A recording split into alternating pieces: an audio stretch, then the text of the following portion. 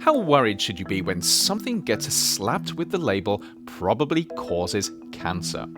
It's a classification that makes for easy headlines, as chemicals that were previously thought to be not so bad are outed as seemingly potential killers. Yet as we'll see, just because something might cause cancer doesn't mean that it necessarily will. One of the more prominent organizations that evaluate carcinogens is the International Agency for Research on Cancer, or IARC for short. IARC publishes doorstop-sized reports, they call them monographs, that evaluate the evidence for or against something having the ability to cause cancer. These monographs are the culmination of a long and arduous process. Leading experts huddle together for days at a time and carefully sift through publicly available data. They look at whether there's evidence for a specific agent causing cancer in people. They look to see if there's any evidence for it causing cancer in animals. They examine whether there are scientific reasons to think it might cause cancer. And they weigh the evidence, which is rarely black and white, to determine whether on balance there's a chance that the agent could cause cancer given the right circumstances. At the end of this process, the substance or agent under examination is given a number from 1 to 4. First, there are the Group 1 substances. These are the bad actors where the data are pretty clear that exposure to enough of them could lead to cancer. At the other end of the spectrum, there's Group 4. This is where they put the stuff where the balance of evidence suggests that they don't cause cancer. Just above this is Group 3. Here you'll find substances where there just isn't enough evidence to indicate that they are carcinogenic. And then there's Group 2. Group 2 is the tricky one. These are the substances where there are hints that they might cause cancer, but the data aren't conclusive. Group 2 is divided into probable carcinogens and possible carcinogens. If there's evidence that a substance can cause cancer in animals but the jury's out on humans, it's likely to be labelled as a possible carcinogen and placed into Group 2B.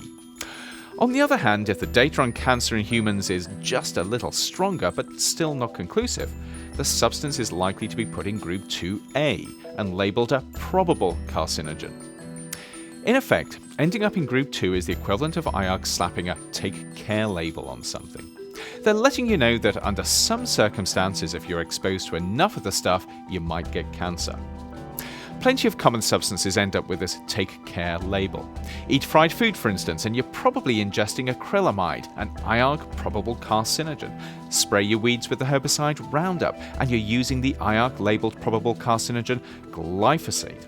Interestingly, working as a hairdresser and working shifts that disrupt your body's rhythms are also both listed as probable carcinogens.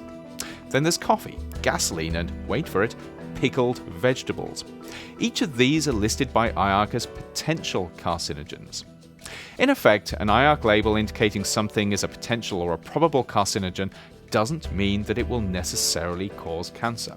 And it certainly doesn't mean stop using it. The label is only half the story. It suggests what could happen, but it doesn't indicate how likely it is. It's the equivalent of saying a rock could kill you, but not pointing out that it probably needs to be dropped on your head from a great height first. To make sense of these labels, additional information is needed on what probable actually means, together with how much stuff people are exposed to and how much of it is needed to cause cancer. In other words, the label alone shouldn't worry you. We're exposed all the time to substances that may cause cancer, that's unavoidable, but neither should IARC labels be taken lightly. They indicate what might be a problem. The real challenge, and this is where risk assessment comes in, is working out how to prevent that might be from turning into an is, either by keeping exposures to safe levels, replacing the substance with something less harmful, or getting rid of it altogether.